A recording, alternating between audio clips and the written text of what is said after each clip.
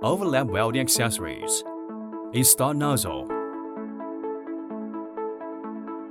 Turn on the hot air power switch. Set the temperature to 500 degrees Celsius.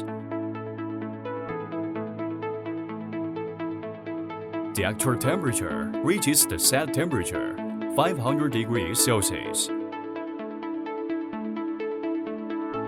Start welding.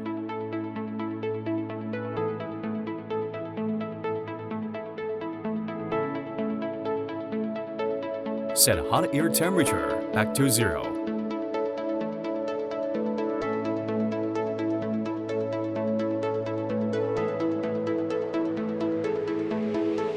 Turn up the power.